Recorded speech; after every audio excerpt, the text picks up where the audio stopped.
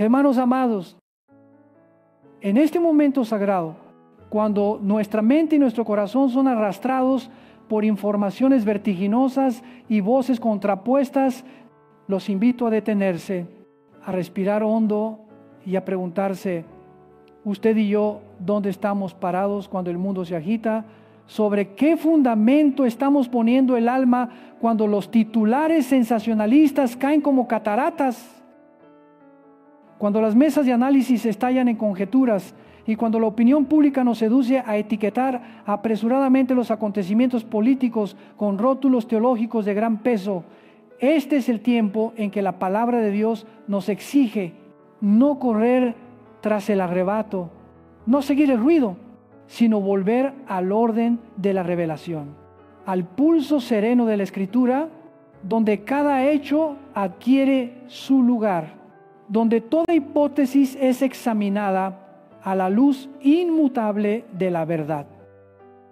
Y lo digo con plena convicción, el acuerdo celebrado recientemente en Egipto, aunque sea adornado por el lenguaje diplomático, aunque esté envuelto en símbolos de poder, aunque sea aplaudido o criticado, no es el pacto de 7 años que el libro del profeta Daniel anunció. Esto no pretende minimizar la importancia de las negociaciones, ni ignorar el dolor de las familias, el clamor de los rehenes o la frágil esperanza de quienes anhelan la paz. Pretende, sí, poner cada cosa en su sitio. El pacto final que el anticristo confirmará con Israel tiene naturaleza, cronograma y propósito teológico radicalmente distintos. Si no los distinguimos, confundiremos el don del discernimiento con el celo ciego, convertiremos los titulares en dogmas y sin querer. Mancharemos la credibilidad de la palabra frente a las almas que buscan la verdad. Hermanos, miremos atrás conmigo. ¿Por qué nos dejamos arrastrar con tanta facilidad? Porque el corazón humano anhela orden en medio del caos. Ante un Oriente Medio en llamas, ante un Israel diminuto convertido en epicentro geopolítico, queremos aferrar un sentido, un esquema, una respuesta. Pero dejemos que Daniel nos enseñe a estudiar y esperar, a orar y a discernir. Él leyó al profeta Jeremías, comprendió que los 70 años del exilio llegaban a su fin y no se lanzó a organizar conferencias ni a tejer estrategias de comunicación.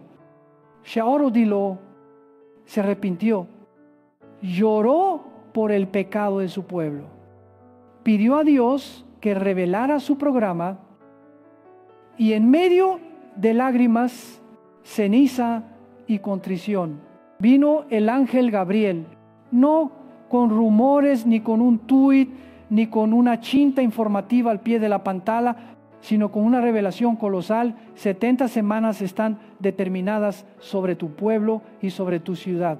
Santa, ¿qué son esas 70 semanas?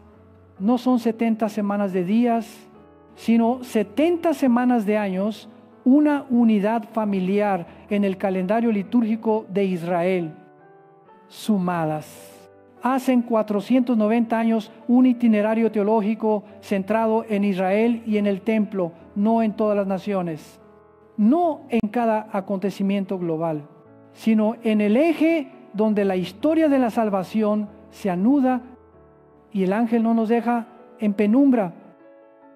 Desde el decreto para reconstruir Jerusalén en tiempos de Nehemías, cuando el rey concede permiso para reedificar los muros hasta la entrada del Mesías en la ciudad santa, transcurren 483 años. Contemplen la exactitud de Dios, ni un día de más, ni un día de menos. Solo Él, Señor del tiempo, puede tejer la alfombra de la historia con hilos tan finos. ¿Qué implica esto? Que quedan 7 años por cumplirse los 7 años finales.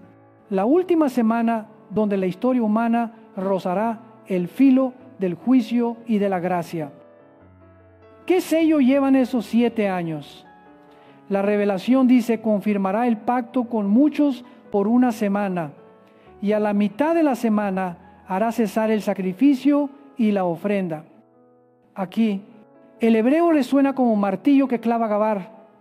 No alude a un acuerdo tenue, ni a una sugerencia ambigua, sino a establecer, imponer, consolidar con autoridad, como una mano de hierro sobre el documento, como un edicto que fuerza a la historia a someterse.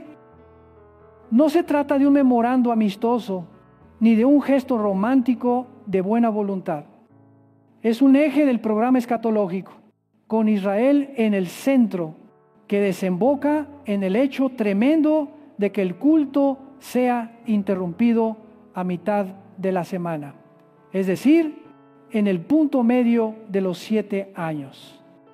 Allí se rasga la conciencia litúrgica, la fe es desafiada y la traición alcanza su clímax.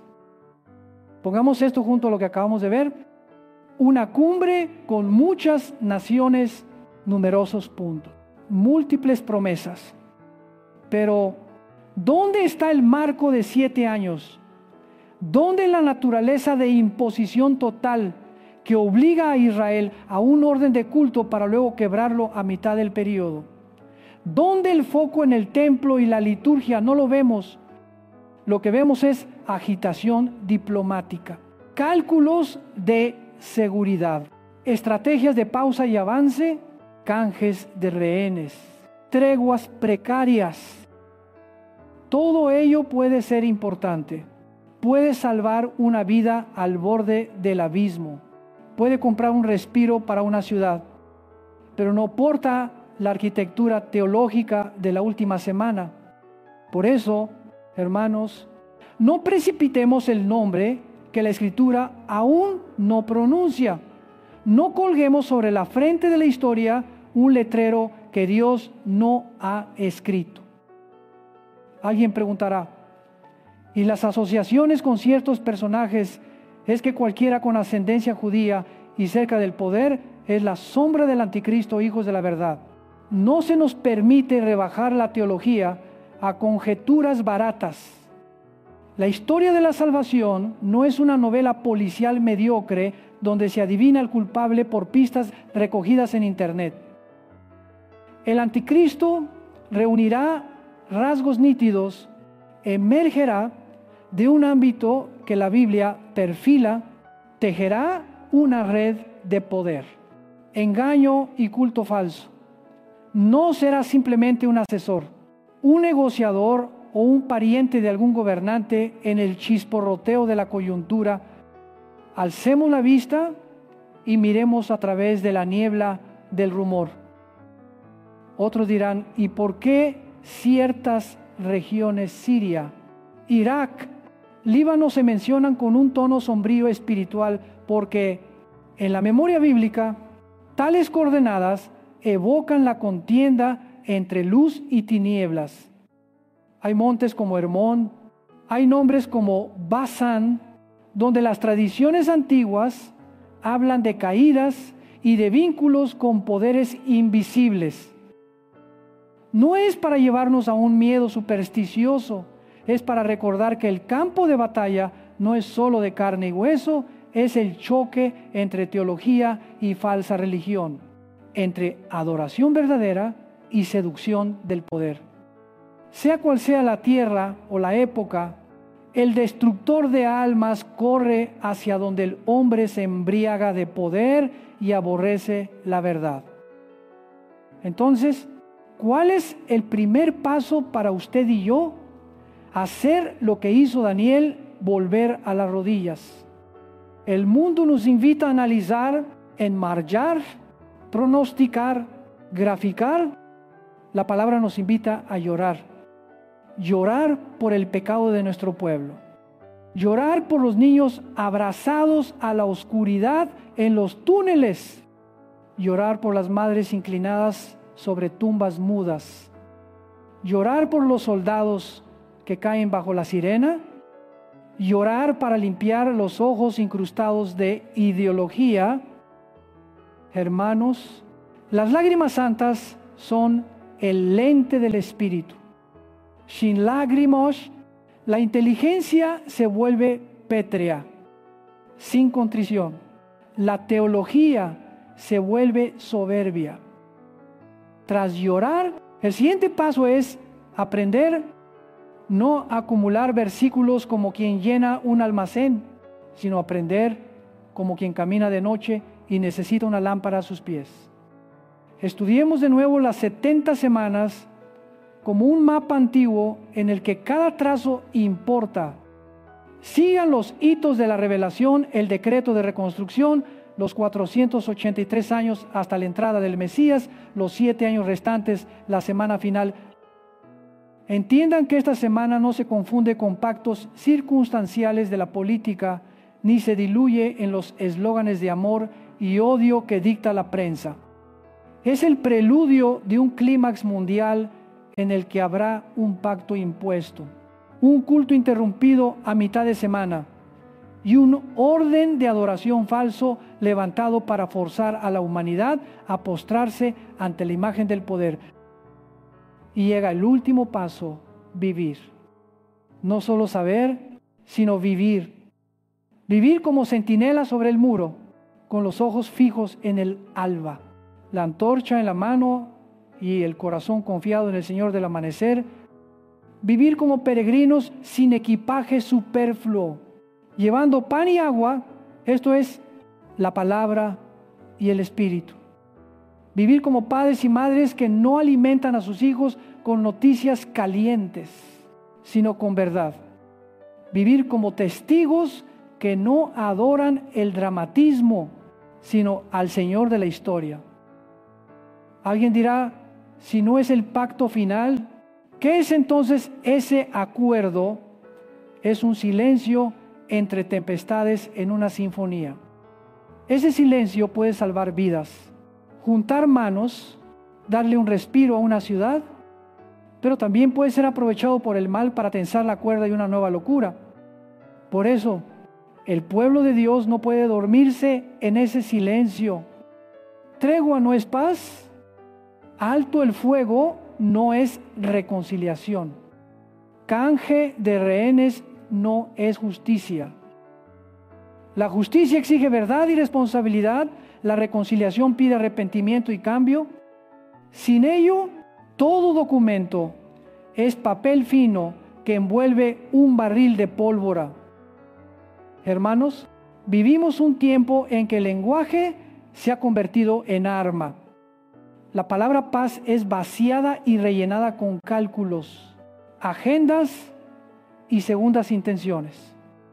La palabra justicia se deforma en acomodo ventajoso.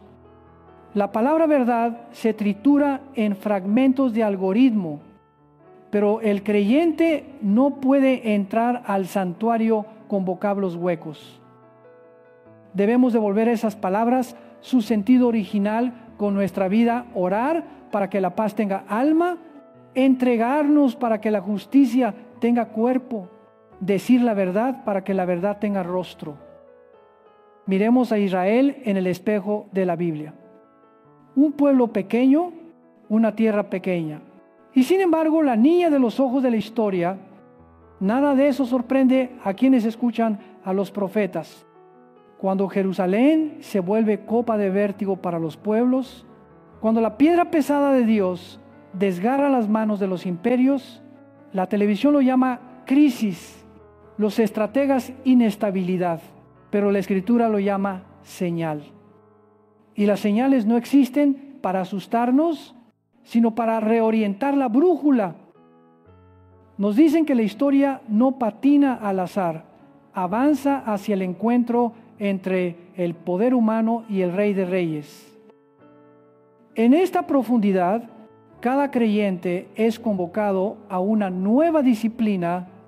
Primero, la disciplina de la mente, renunciar al hábito de cazar noticias proféticas, al oscuro placer de pronosticar calamidades, a la vanidad de saber más que los demás. En cambio, leamos la Biblia como se lee una carta de amor desde la eternidad, donde cada línea no busca saciar curiosidad, sino sanar el miedo. Permitan que los números 490, 483, 7 no se vuelvan amuletos, sino el latido de un gran corazón que cuenta el tiempo con amor y santidad. Luego, la disciplina de la boca, hablar menos y orar más. A veces el silencio moral del justo resuena más fuerte que cualquier discurso. El silencio no es cobardía, es negarse a ser esclavos del ritmo febril del mundo. Cuando faltan datos, cuando la verdad aún no aflora, no peguen etiquetas. Cada etiqueta apresurada es un clavo en el ataúd de la justicia. Después, la disciplina de las manos, obrar el bien en la tormenta, visitar al que sufre, consolar al temeroso, socorrer al pobre, sostener al confundido por la coyuntura. Si solo hablamos de los últimos tiempos y no tocamos las llagas del prójimo, nuestra teología aún no circula por las venas del Evangelio. La fe no es un par de lentes para ver más lejos que otros, es un par de pies para ir más lejos hacia los otros. También la disciplina de las emociones, distinguir entre compasión santa y compasión histérica. La compasión santa llora por la víctima sin dejar de nombrar el crimen, acaricia al oprimido sin maquillar al opresor. La compasión histérica, en cambio, ignora el pecado. Si el pecador sabe contarnos una historia conmovedora, en la era de las imágenes y los lemas, el corazón es fácilmente manipulado por la técnica.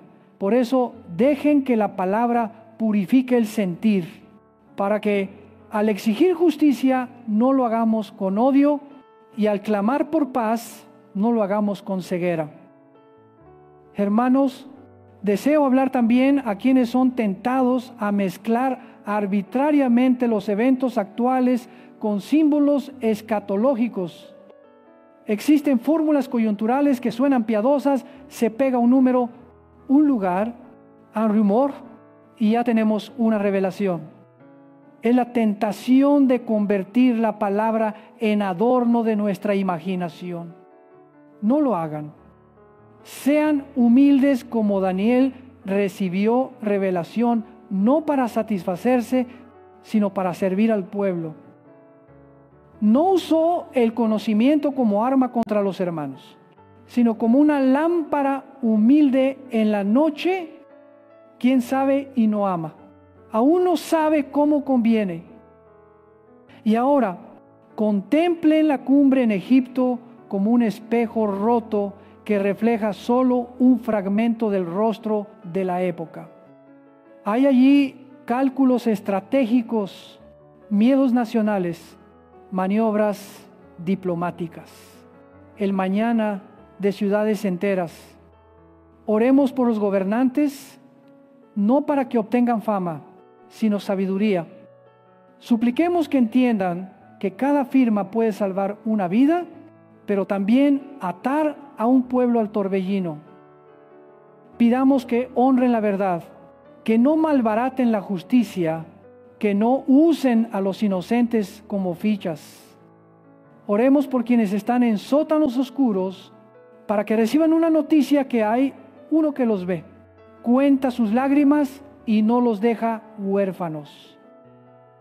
Desde aquí, invito a revisar cómo recibimos las noticias. Cada vez que lean una nota, pregúntense, ¿esta noticia me acerca más a Dios o me empuja al miedo? ¿Me hace amar más la verdad o me incita a odiar a un grupo? ¿Me lleva a orar más hondo o me provoca a soltar veneno en la red? Si la noticia no nos conduce a la oración y al amor, quizá nos está devorando. Hagan de cada titular que acelere el pulso una súplica, Señor. Ten misericordia. De cada análisis que tensa la mente, una oración, Señor. Abre mis ojos. Pero alguien dirá, pastor, ¿cómo estar seguros de que aún no hemos entrado en la semana final, volvamos a dos señales claras: el pacto confirmado por el anticristo con carácter impositivo, abarcador, que somete a Israel a un orden cultural, y la interrupción del sacrificio a mitad de la semana. Si esos dos marcadores están ausentes, no etiqueten a la ligera, no permitan que el celo reemplace la fidelidad. El celo quiere ver el cuadro completo ya, la fidelidad acepta caminar paso a paso en penumbra de la mano del Señor. Una cosa más, no conviertan a quienes sufren en utilería de nuestros debates escatológicos. Cada rehén es una persona con nombre, memoria, risas y lágrimas. Cada soldado caído tiene una familia que espera en la puerta. Cada civil que huye con una foto empapada en lágrimas, no tenemos derecho a usar su dolor como ilustración de nuestras teorías. La teología verdadera se inclina ante las lágrimas del inocente, y al inclinarse deja caer una gota al polvo, como semilla que brota en misericordia activa. ¿Qué hacemos entonces con el futuro?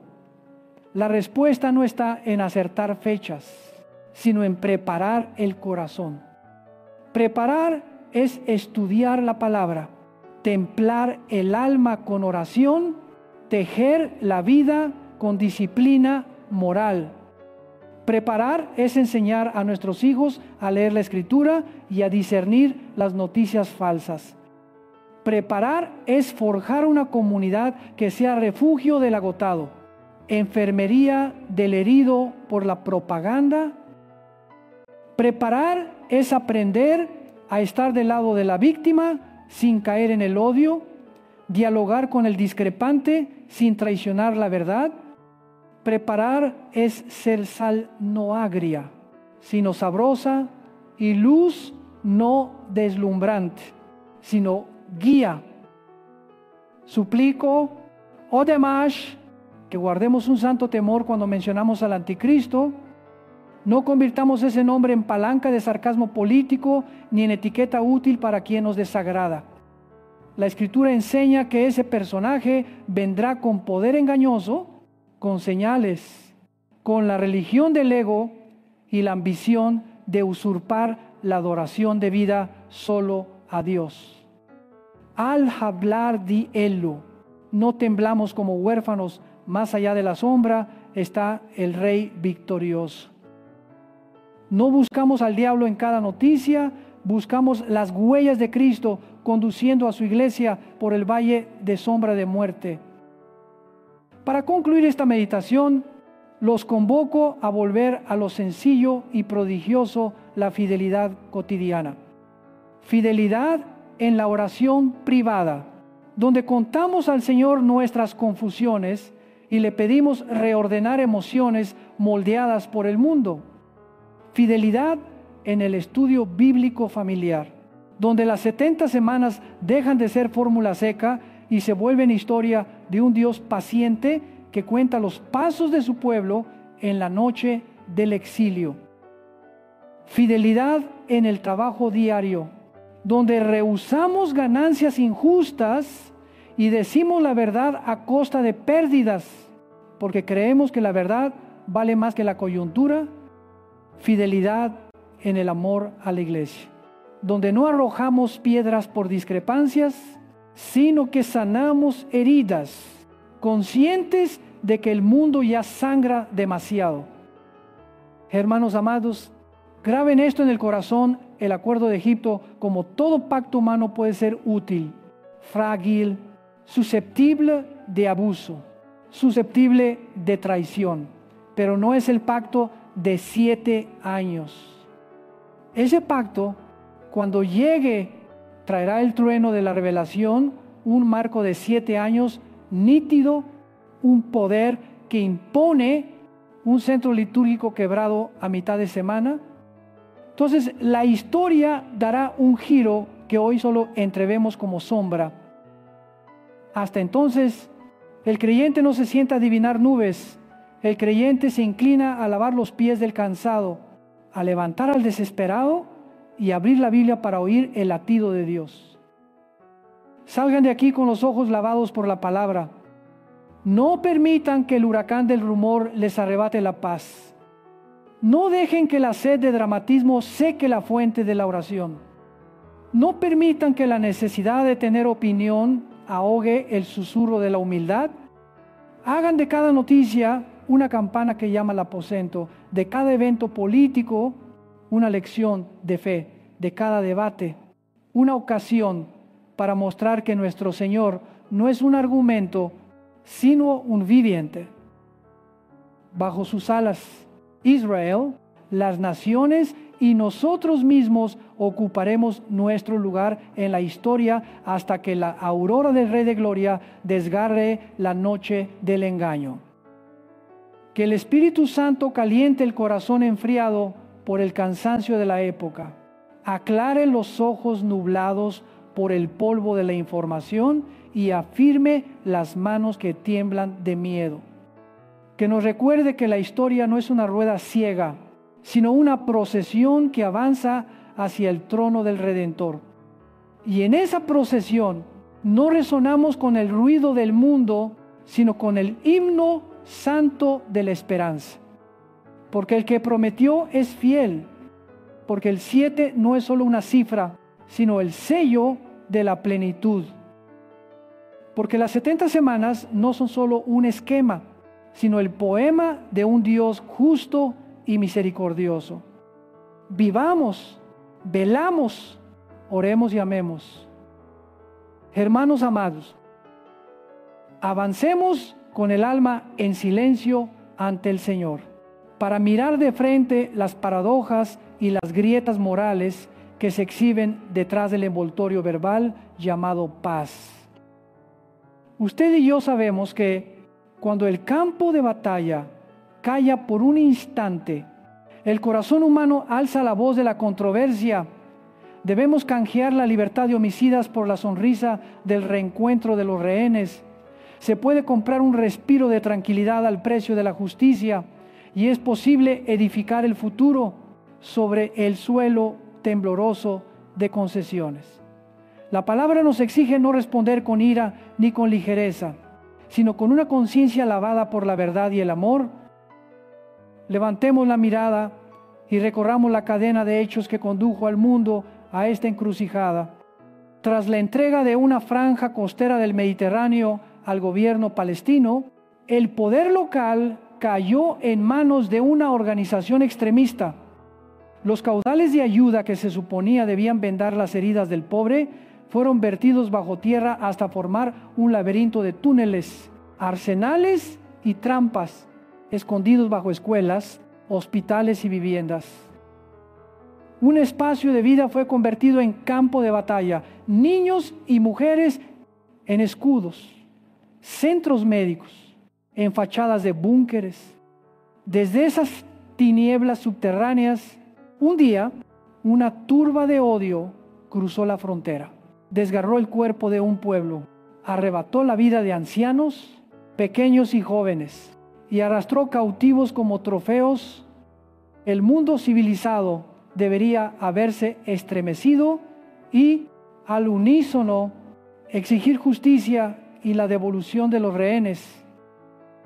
Pero se levantó un huracán de consignas que repintó el cuadro, invirtiendo el bien y el mal, y muchas mentes fueron conducidas a la embriaguez de la propaganda. ¿Por qué suceden tales absurdos? Porque el poder de las palabras a nuestra época ha dejado de ser el aliento de la verdad y se volvió el filo de la estrategia. La palabra liberación puede encubrir violencia, resistencia puede disimular terrorismo, paz puede convertirse en pacto para rearmarse, justicia puede torcerse en regateo. Cuando los campus que debieran ser santuarios de la razón se inundan de financiamiento descomunal e ideologías extremas, las aulas repiten consignas en vez de argumentos y los estudiantes aprenden a gritar antes que a indagar. Hermanos, La inteligencia deja de alumbrar cuando se convierte en altavoz del rencor. En ese marco, una serie de decisiones inexplicables cortaron el tablero. A veces una orden de alto retiró tropas a un paso de la boca de los túneles. A veces se exigió una disculpa a un país que amparó a los cabecillas de la violencia. A veces se firmaron listas de canje de rehenes y presos con proporciones que lastiman la conciencia. Luego, un acuerdo de múltiples cláusulas fue rubricado ante testigos de numerosas naciones, pero con la ausencia de los protagonistas centrales, quienes debían asumir responsabilidades y compromisos ante el mundo. Además, surgió la idea de una tecnocracia para el futuro de la franja: ingenieros, arquitectos, expertos administrando bajo la sombra de potencias regionales. Suena razonable en el papel, pero carece de alma moral. Porque la técnica puede reparar puentes y carreteras, el crimen solo se corrige con verdad y arrepentimiento. El asunto no es meramente de gestión, sino de la ética de la elección. Preguntémonos, hermanos, si colocamos el anhelo de decenas de miles de familias israelíes junto a la cifra de combatientes liberados, ¿de veras la balanza moral quedará equilibrada? Nos alegramos por cada rehén que vuelve a los brazos de sus padres. Es justo y profundamente humano. Pero también debemos preguntar qué aprenden los que juraron rearmarse cuando vieron el intercambio. Aprenden que el secuestro es eficaz. Aprenden que el asesinato otorga palancas. Aprenden que atar a inocentes es la vía más rápida para obligar al mundo a arrodillarse. Cuando una táctica es premiada, se repetirá o mayoreshkolo, con más acero y más frialdad. Alguien objetará: ¿no es verdad que salvar a una persona es salvar al mundo entero? Sí, esa es la ley de la misericordia. Pero la misericordia santa no se separa de la prudencia justa. Un gobernante, como guardián de la puerta de la ciudad, debe velar por la seguridad del conjunto. Un Estado tiene el deber de amar cada vida y también el de proteger a millones de vidas del riesgo de ser arrastradas a un ciclo renovado de masacre. El corazón nos hace llorar, la conciencia nos hace pensar. Sin corazón, la ley se vuelve de piedra. Sin conciencia, la compasión se vuelve blanda. El pueblo de Dios debe llevar ambas los ojos húmedos de misericordia y la frente firme de la verdad. La historia nos dejó lecciones amargas. Un tratado firmado entre aplausos y roto detrás del telón, un apretón de manos frente a las cámaras mientras, a espaldas, circulan armas por la frontera. Una promesa de no atacar a cambio de semanas de silencio para cavar más túneles. Una política de no negociar con terroristas que se doblega y negociamos esta excepción. Y la excepción termina siendo la regla. Cuando la promesa se abarata como moneda suelta, la justicia se encarece como sangre. Y cuando a la justicia se le arrebata la voz, la criatura de la paz no alcanza a nacer.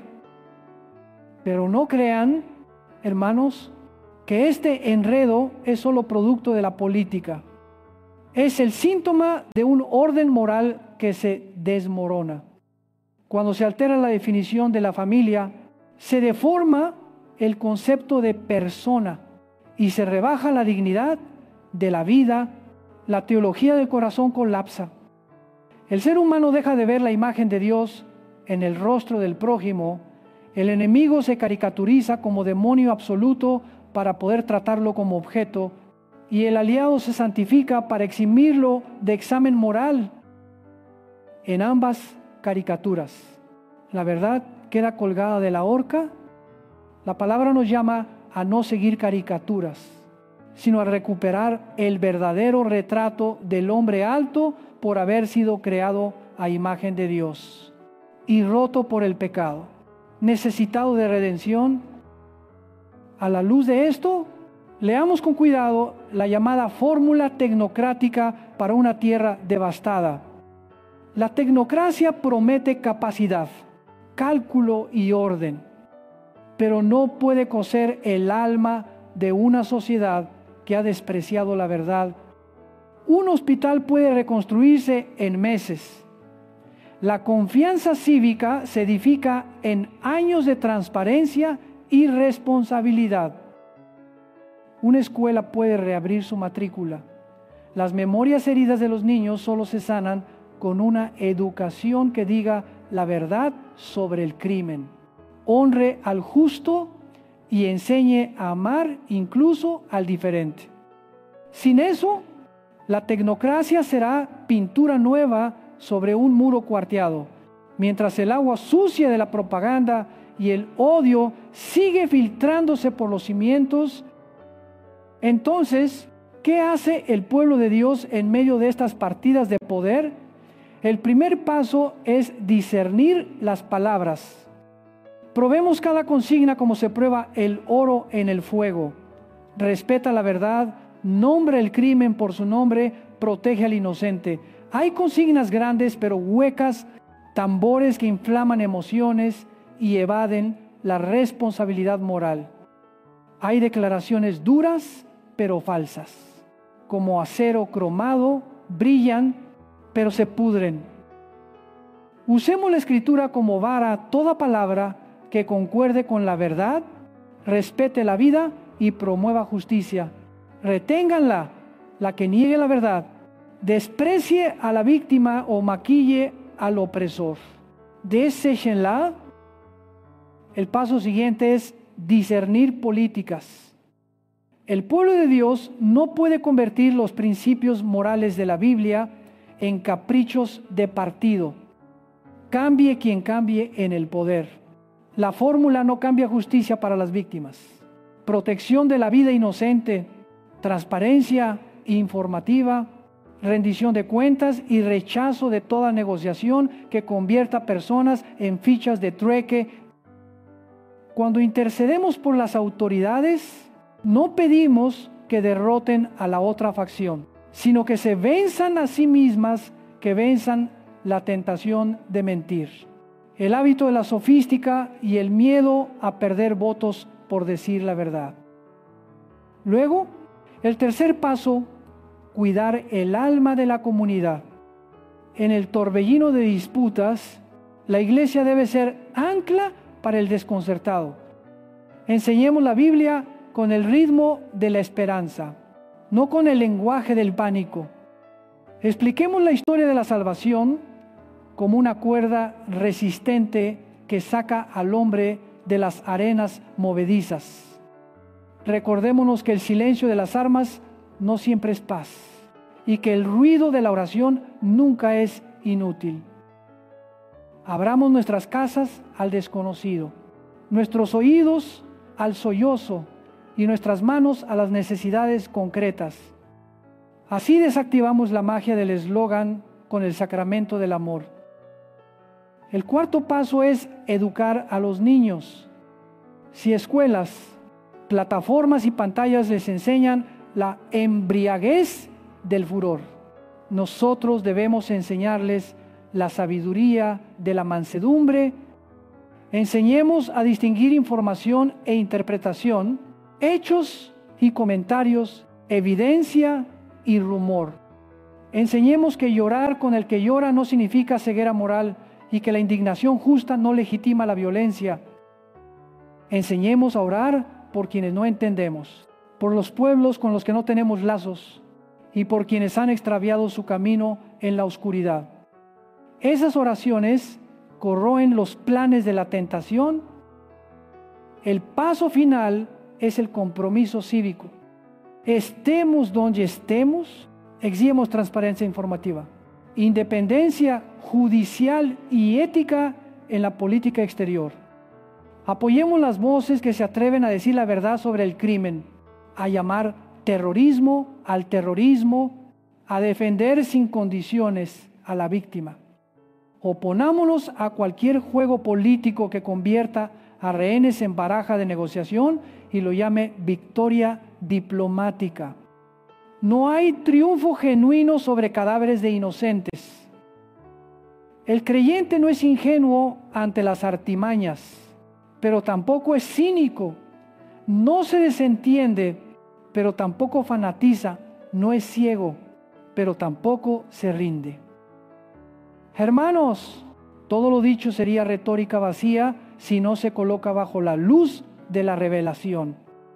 La Biblia anunció que Jerusalén sería piedra pesada para las naciones y que los poderosos se desgarrarían al intentar levantarla a su antojo.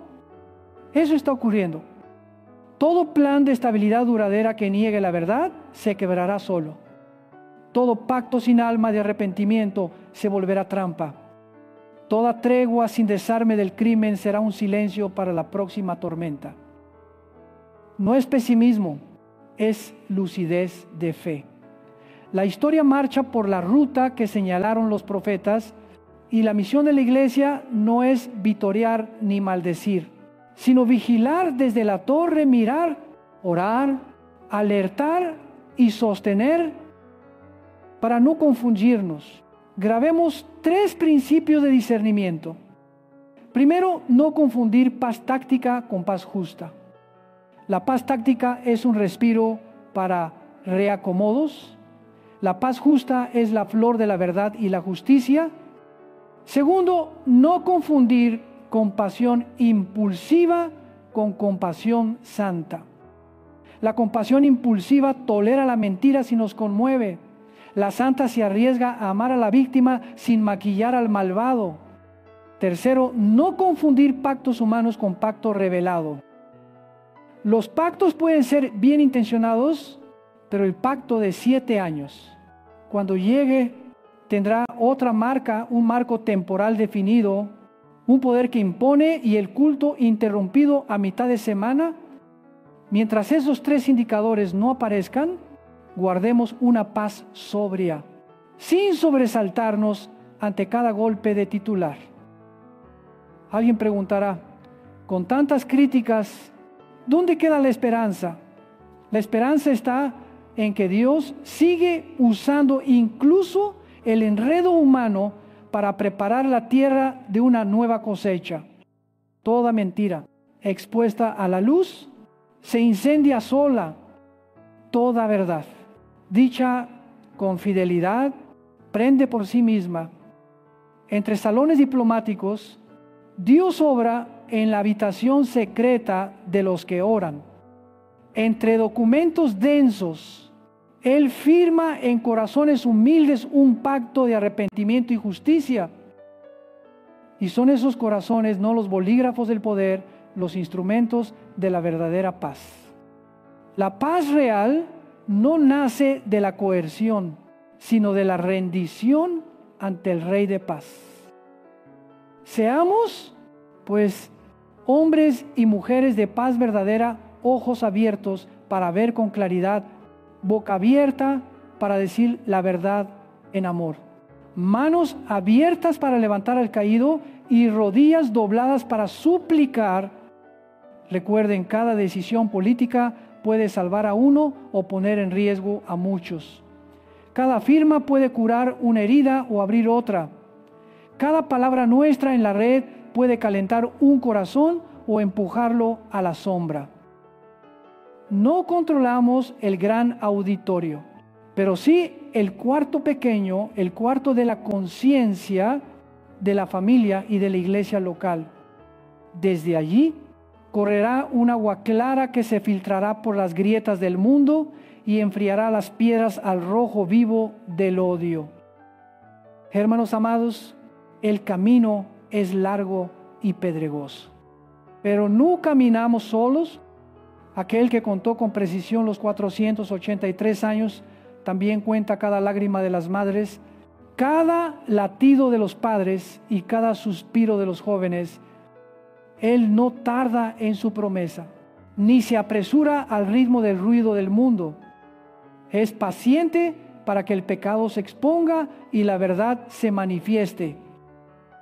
Y nosotros perseveremos en el bien, aunque pequeño, seamos fieles en la oración, aunque silenciosa, sobrios en el juicio, aunque impopulares, porque al final la paz de Dios no llegará en carrozas diplomáticas, sino en los pies de quienes anuncian buenas nuevas, en las manos de quienes obran justicia y en los labios de quienes dicen la verdad en amor.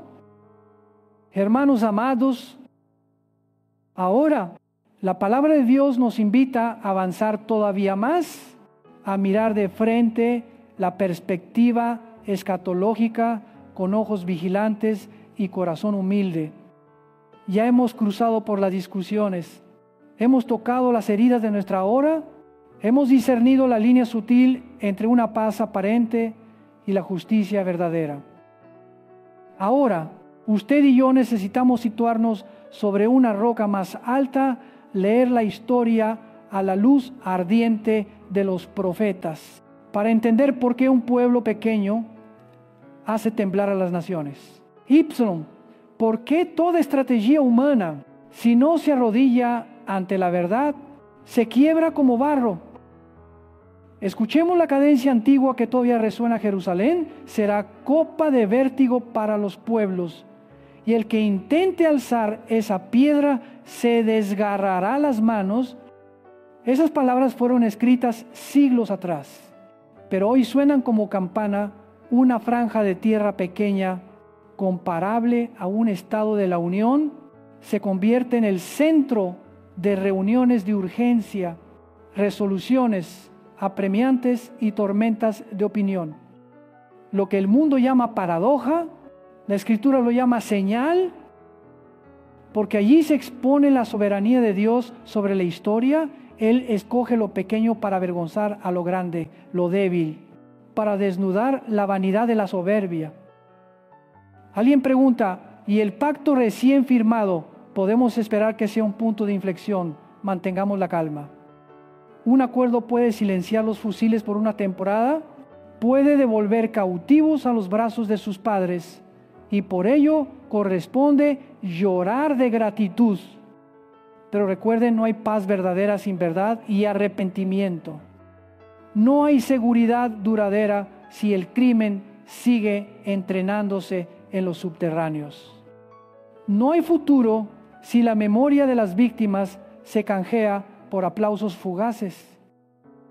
Así, los pactos humanos, aunque estén dorados, no son más que barcas frágiles en un remolino. Solo el pacto de Dios es roca. ¿Hacia dónde caminará entonces Israel? Los profetas no los dejaron en penumbra. Hablan de un tiempo en que las naciones se congregan alrededor del valle del juicio, no por azar, sino porque la historia es arrastrada al punto de convergencia entre pecado y justicia.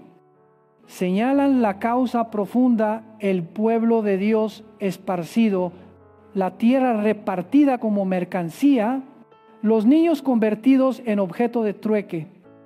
Allí Dios no calla.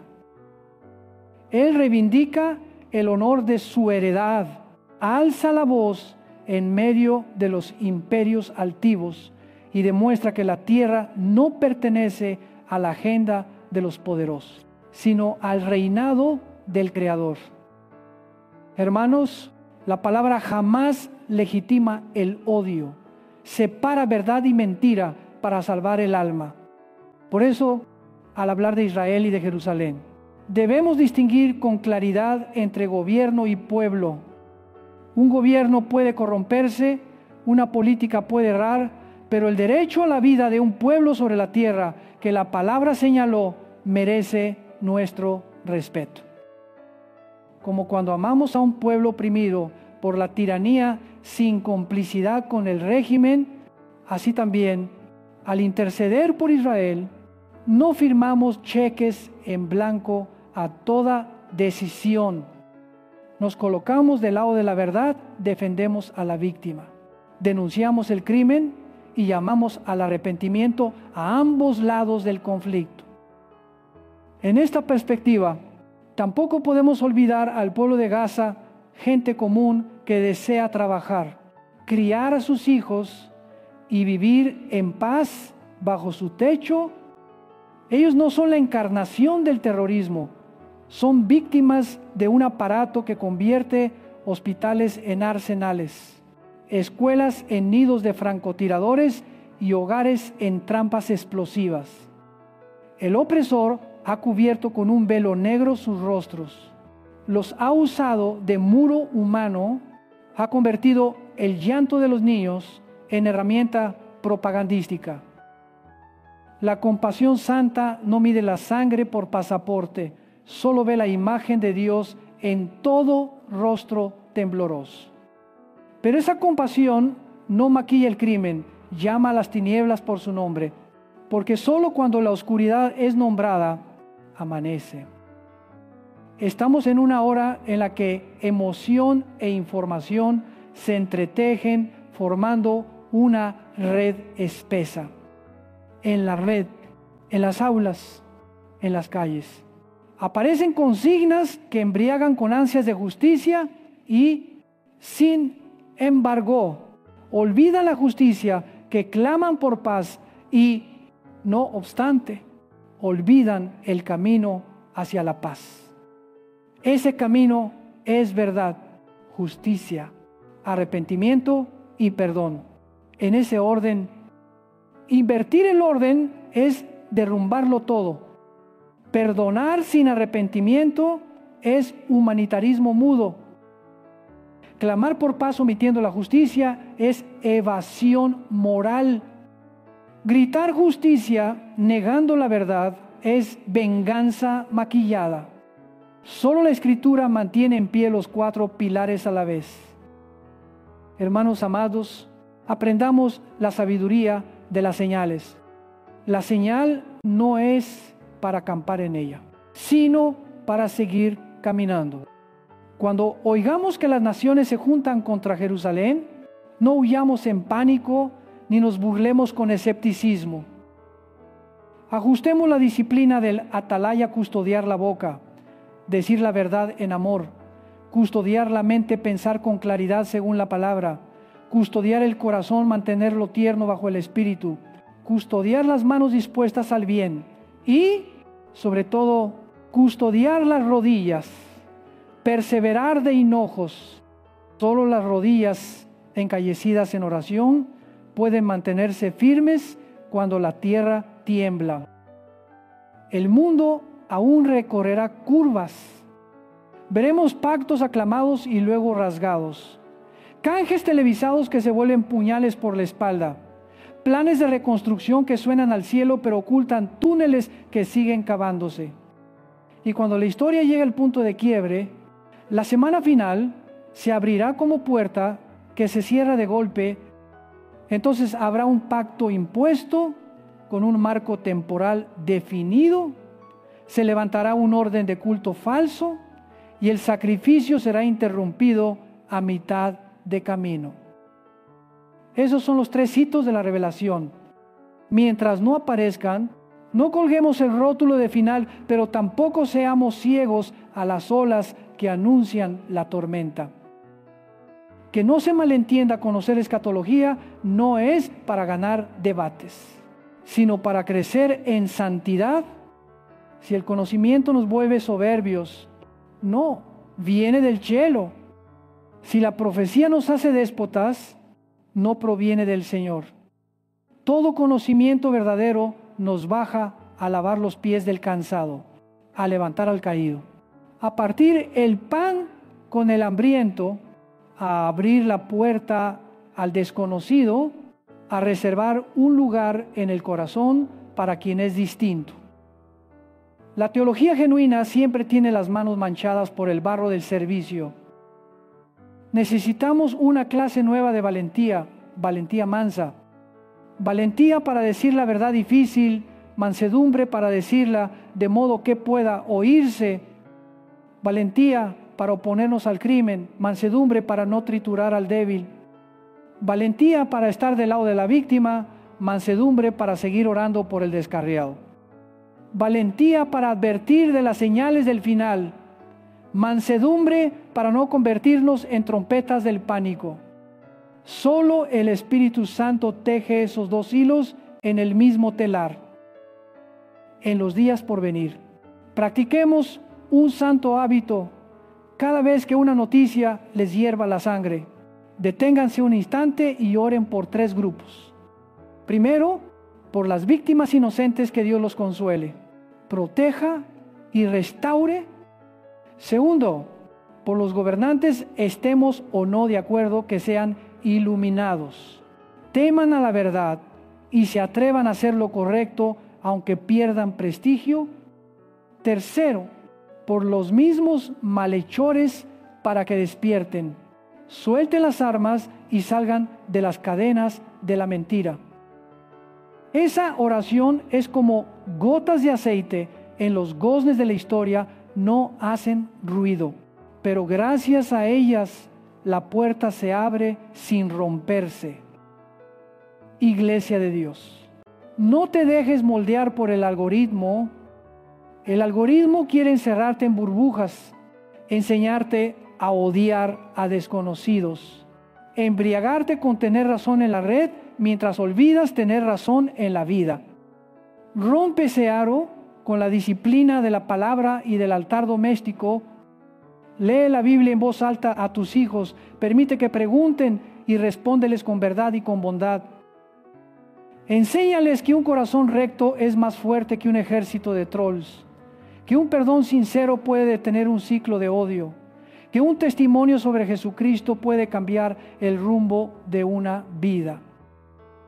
También hay que enseñarles un arte escaso, el arte de escuchar. El mundo grita hasta quedarse sin voz. La verdad suele hablar en voz baja. Escucha más al que sufre que al orador brillante, más al testimonio que a la conspiración, más a la palabra de Dios que al clamor de la multitud.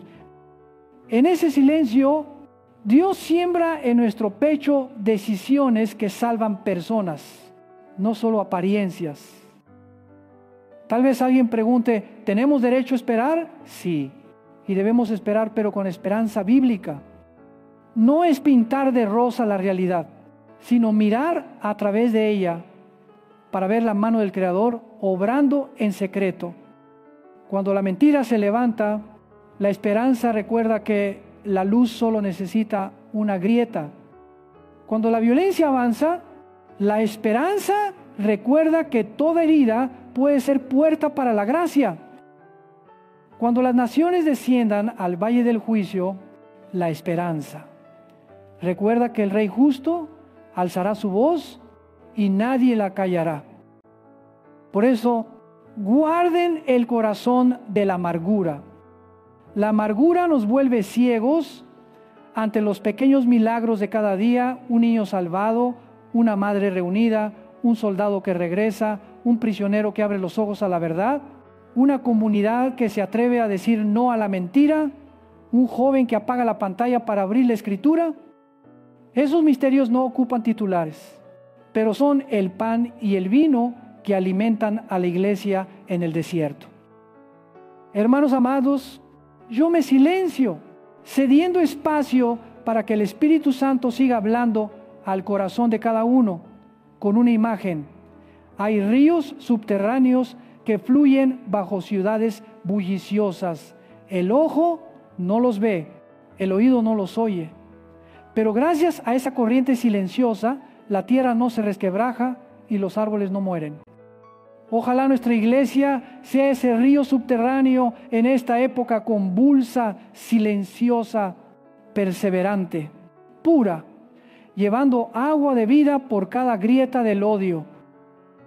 Padre Santo, nos postramos ante tu rostro, que tu palabra, recién proclamada, sea sembrada en nuestro corazón como semilla en buena tierra para escuchar, meditar y obedecer.